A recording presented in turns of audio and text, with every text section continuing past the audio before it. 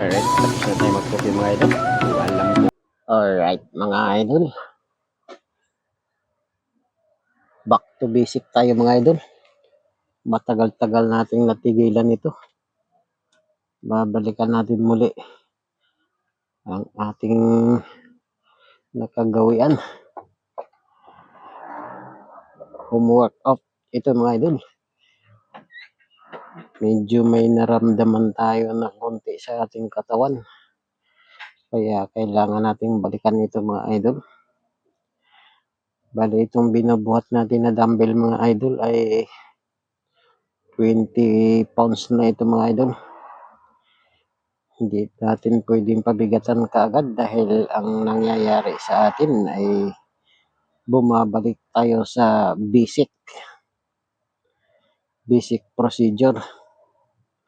Ang huli ko kasing buhat mga idol is umaabot na ng 40 kabilaan. Matagal-tagal na, mga taon na ang binibilang mga idol na nahinto tayo nito. Ngayong nahinto tayo, medyo may naramdaman tayo ng konti. May pamamanhid na sa ating paa. Kaya nakapag-decide ako ulit mga idol, balikan ko muli ito.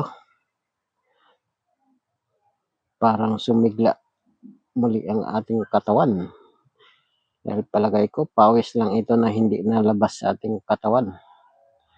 Malaking bagay kasi talaga ito mga idol na kailangan mag-ehersisyo tayo o mag-workout.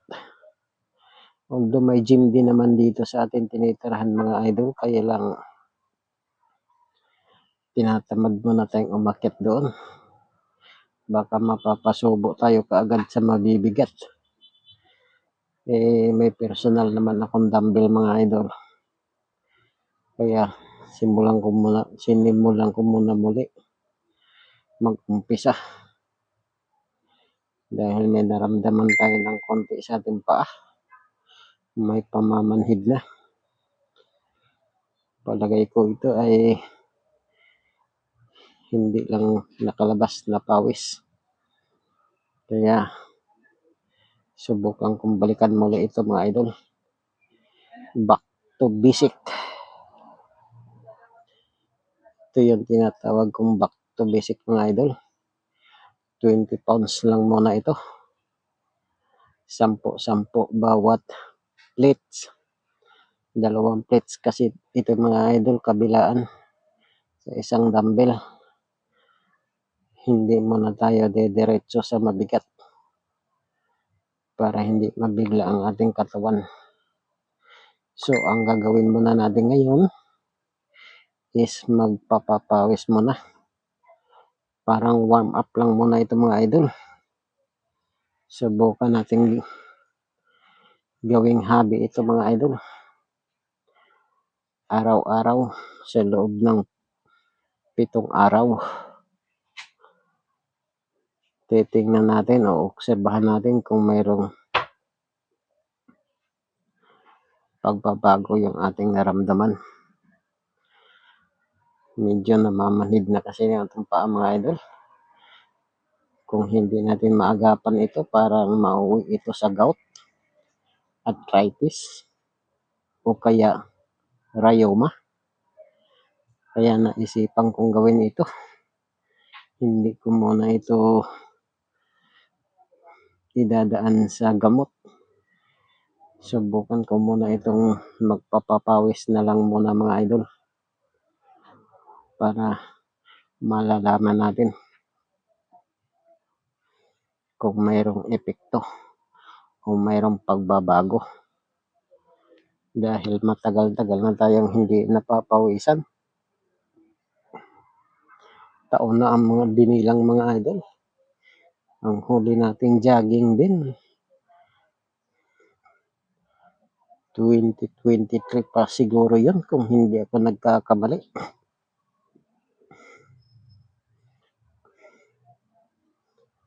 2023 or 2022. Kaya natigil tayo ng for how many years? Kaya napagdesisyonan ko muna mga idol na balikan muna natin yung pag-workout. Home workout lang muna ito mga idol dahil may personal naman tayong dumbbell. Isang set itong dumbbell na ito mga idol.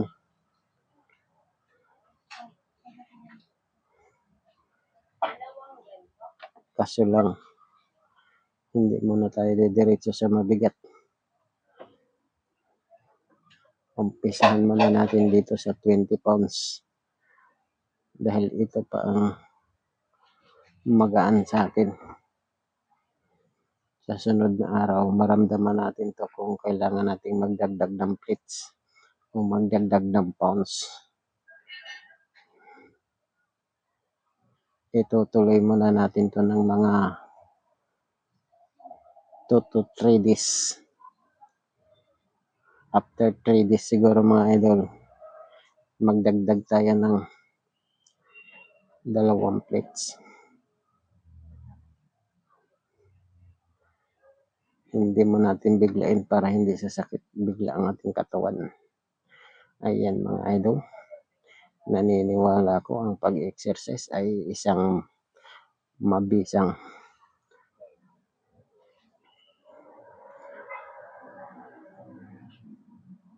kondisyon sa katawan. Kaya babalikan ko muli ang aking hobby. Parang hobby ko na kasi ito mga idol, kaya lang natigil tayo.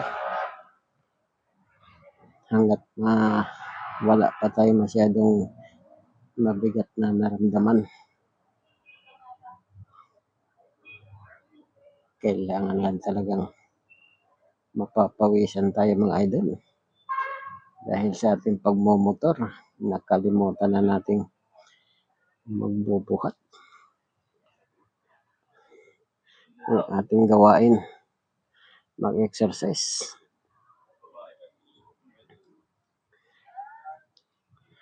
Pero naniniwala ko na ito'y magbibigay ng healthy sa ating katawan. O mapalayo tayo sa sakit.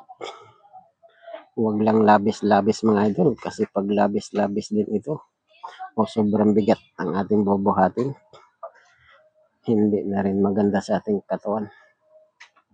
Lalo na hindi tayo gumagamit ng food supplement o anumang vitamins. Ito mga idol, sisimulan ko dito dahil ito yung naramdaman ko. Yung ating paa ay namamanhid. Palagay ko dahil hindi na ito napapawisan o hindi nagagalaw ang ating mga buto-buto. Kaya muli, babalikan natin ang pag-exercise. Mapapawisan lang tayo mga idol, okay na. Kahit na isang oras lang sa loob ng isang araw o paggising natin, gagawin na natin ito muli. I-stretch natin ng 7 days para malalaman natin kung ano ba itong naramdaman natin sa ating paa. Medyo namamanhid kasi mga idol. Kaya kailangan natin galaw-galawin yung ating mga muscles.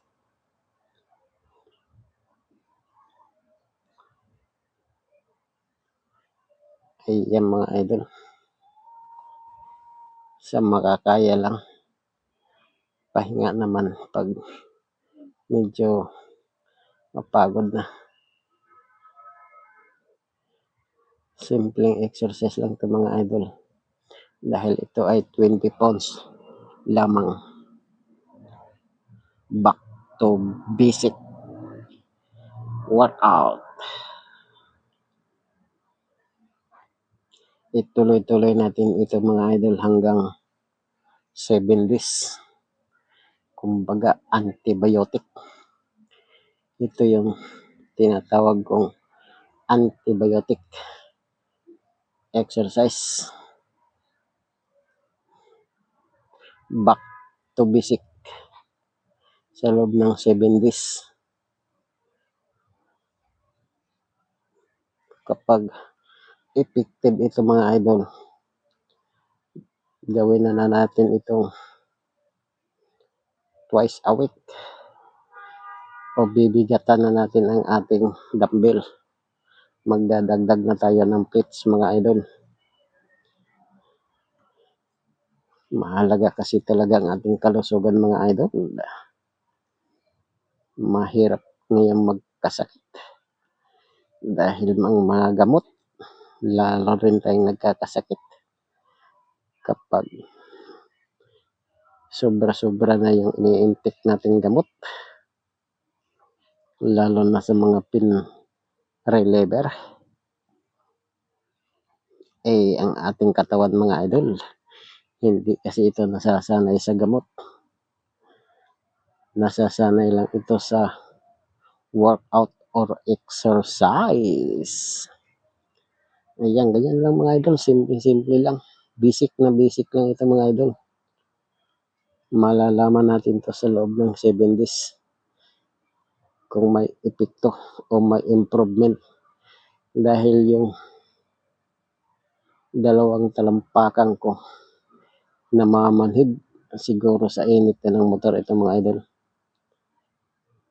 Obserbahan natin. Kaya nakapag-desisyon akong balikan muli ang ating habing mag-exercise o mag-workout dumbbell. Binata pa kasi ako nito mga idol, may dumbbell na ako. Saan man ako napunta, dala-dala ko itong dumbbell na to. Kaya parang nasasana yung katawan ko. Dahil matagal na rin tayong natigil, hindi muna tayo didiretso doon sa mabigat.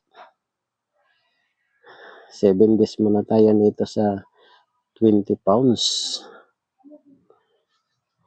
Or after 3 days, magdadagdag tayo ng bigat.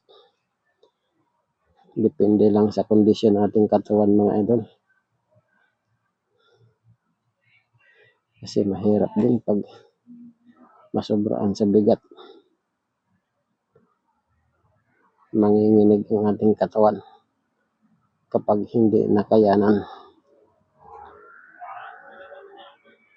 Ayan, ganyan lang mga idol. Simple lang. Sa mga may naramdaman, subukan yung mag-workout muna mga idol. Baka sakaling pawis lang ito na o pawis lang na natuyo sa ating mga muscle o sa mga join para madurog ang mga pawis na nakatago sa ating join. Alright mga idol, ito yung ating dumbbell mga idol. 5 pounds lang yan ang bawat isa dahil 4 din mga idol, 20 pounds. Alright. Hanggang dito lang tayo mga idol. Sa susunod naman ulit nating pagpo-workout.